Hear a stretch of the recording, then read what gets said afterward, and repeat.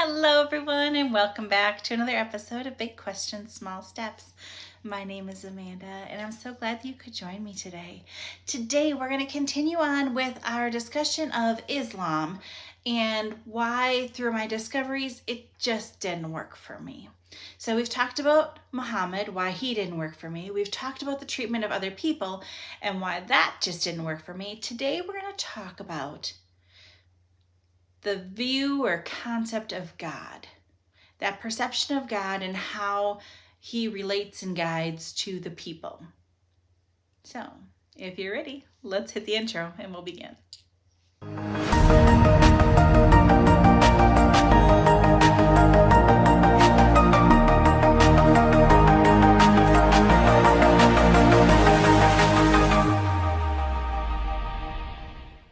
So, in the Muslim culture, in the view of Islam, God is known as kind, loving, and wise. Okay, so far that matches my understanding. He's also known as the creator, the sustainer, and the healer. Okay, still matching. He is known as the one who guides, the one who protects, and the one who forgives. Okay, none of that is bad. Whether I was Christian or Jewish or whatever, all of those things are good. They don't have bad qualities. But it differs for me in the way there's an interaction between God and the Muslim people. So the Muslim people say that there are 99 names and 99 attributes of God that describe Allah's nature. Okay, many of them are similar to Christian views of God. Many of them are similar to the Jewish version of Hashem. There's many aspects that you can attribute to many different individuals, let alone gods or goddesses. There is a kind, loving nature. They're wise. They guide. They have this protective creator aspect to them. Okay. But there's also this aspect that's very strong in the Islamic nation that it didn't end with God. God gave his spirit to these prophets. He gave his spirit to Jesus. He gave his spirit to Muhammad to be their voices on earth, and we're supposed to listen to them and follow them as God's presence on earth. You had me, and then you didn't. That I have to listen to a man and disregard what God says. That I struggle with. That's something I've struggled with for a long time. And perhaps it's just that I have trust issues. And perhaps that I just am not enlightened enough to know. But quite honestly, it sounds a little bit like a cult to me. I did a presentation on cults. I've done research on cults. There's a charismatic leader and they say, oh yeah, God told me this and follow me and I can make this better. Or we could just focus on God and making this world a better place. I get leery. Call me cautious, call me whatever you want. I get leery. There is this thought in Islam that there is one God, and they claim they're monotheistic. Completely fine. There's one God. That God is transcendent, and they are only accessible through prayer and reading of the Quran. So God doesn't have connection to you in your daily comings and goings. It's not That's not important at all. It's just when you pray or when you read the Quran that God's presence is in your life. Growing up as a Christian, that's not what I was used to.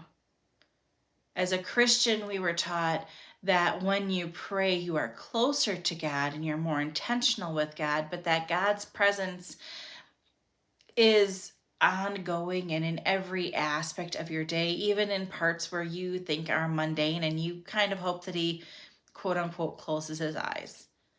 I used to get creeped out to think that, okay, God was with me when I took a shower, or if I went to the bathroom, or when I was eating Cheetos or whatever. It seems mundane and it seems kind of creepy, and no, clearly he has better things to do than to watch to make sure that I shampooed every hair on my head. It's just weird. It's weird. Why would he care? And my teachers, when I would ask them that in Christianity, said, well, God cares about even the most mundane things because you're important to him. Okay. Perhaps there's something else he could be doing, though? Perhaps. And in Islam, it's just different because they have this idea that when you expect good things from Allah, then good things will come to you. When you do good things will come to you. Okay, so that's kind of like karma. Definitely, if you do something bad, I don't know that necessarily, yes, you're going to have your car crash at the next intersection. But I do think if you put negative things out there, negative things, you're going to have a consequence for them. And likewise for good things. But it's that idea of, I have to do this to appease God and make him happy, or he's going to be mad at me. I used to have that view. I don't have that view anymore. I don't think that God is going to be mad at me. Not to limit God. I don't think God has any limits, but I don't think God is going to be mad at me if I don't do something the way he wants. I think he is understanding enough to know that when I do my best and I make a fault, he knows that, and I can try to rectify that. So that idea that I have to do all these good things or God's not going to bless me.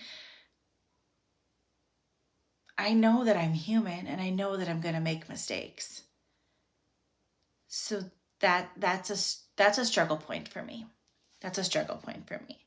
The next part that I struggled with was basically the way in the Quran it flips how you're supposed to respond if a person is Muslim, or if they're Jewish, or if they're Christian, or some other denomination. Basically, the Quran is very antagonistic. It's quite honestly kind of scary to read if you're not Muslim, in my opinion. So, for example, there's a verse in 21:98, and it says, "Indeed, you disbelievers, and what you worship other than Allah are the firewood of hell. You will be coming to enter it." Okay. So if you don't believe exactly what they believe, you're not only going to hell, you are hell. You're just such a heathen, such a terrible thing to exist. You don't matter. You might as well just be done. Wow. Now pair that with the concept in their society that human life is not as valued as in Western society. It's not a huge jump to see why the Jihad tribe then goes and attacks, why Hamas killed so many people, why they took so many hostages. They don't value human lives. They view everyone who is not them as a threat. That's not what I grew up with in Christianity. That's not my understanding of the world. Just because someone lives in Germany and they happen to be Catholic doesn't mean that it's a threat on me. Doesn't mean that the doctor at the hospital where I'm getting a surgery who happens to be Muslim and I'm not Muslim, that it's a threat to me. Certainly I want them to go and do good things in their life and do good things, and I want good things to come to them. They're not an enemy. That doesn't work for me. It doesn't work for me. Another passage that I found in 9:5 says, "And when the sacred months have passed, then kill the polytheistics," basically anybody else, "wherever you find them, and capture them and besiege them and sit in waiting for them in every place of ambush. But if they repent, establish prayer, and give tzedakah," which is basically like a fee or protection, "let them go on their way. Indeed, Allah is merciful and forgiving." Again, it's giving them the right, the go ahead, the encouragement even to anybody who is not what they are. They are less than. Capture them, torment them, do anything you want to them. If they give you money, if they say they're going to change, okay, then you can let them go. But it's almost like one of my cats playing with a toy. They're seeing people as things. They don't have value. They don't have value. My cats don't get upset if they lose one of their toys underneath the couch.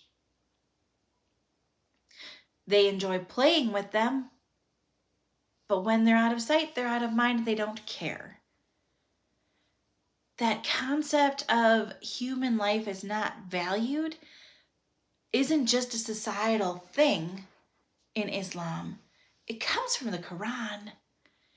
And with these passages, you can't tell me, you can't explain in any way that I have experienced thus far that human life is valued, because I'm not seeing that to be true. But that's not what I have grown up with. That's not what I believe. That doesn't work for me. And the last verse that I had that certainly also shows this is from 9:29. And it says, "Fight those who do not believe in Allah, nor in the later day, nor do they prohibit what Allah and his messenger have prohibited, nor follow the religion of truth. Out of those who have been given the book," which is, when it's capitalized in book in the Quran, it typically means or refers to the Torah, "until they pay the tax in acknowledgement of superiority and that they are subject a state of subjugation." So basically they have to pay a fee to be protected, and they're still not going to be seen as equals. They are subjects, they are less than, they are possessions. Again, it's that idea of people as possessions.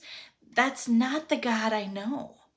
That's not the God I have grown up with. It's such a radical concept for me that it doesn't make sense. It doesn't make sense.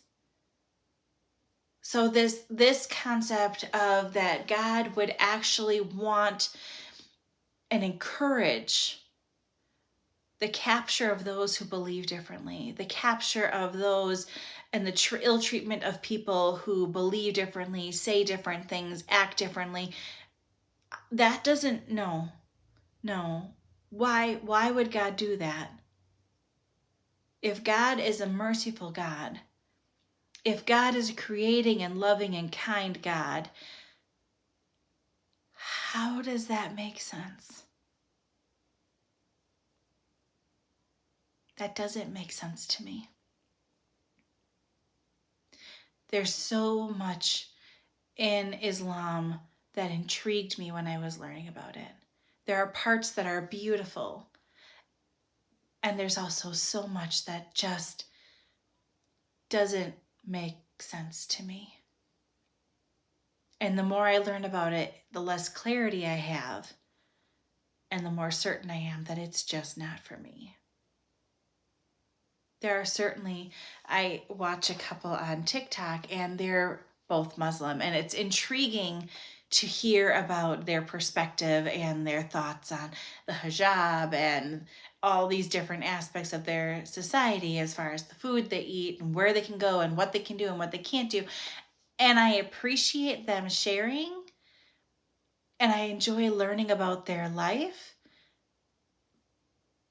but I can't get over what it says in the Quran. I can't get over what I've heard about Muhammad, what I've learned about Muhammad. I can't get over their view of God and God's view apparently of other people. That it just doesn't connect, and I don't know how to make it all make sense in my brain. So there you go. That's part 3 of why Islam is just not for me. Now, in part 4, we're going to talk about this Quran that everything is based on in the Islamic faith. So if you enjoyed today's presentation, please hit that like button, hit subscribe, because there's so much more learning to do. And we know that the more we know, the more we grow. So we never stop learning. Until next time, take care. Bye-bye.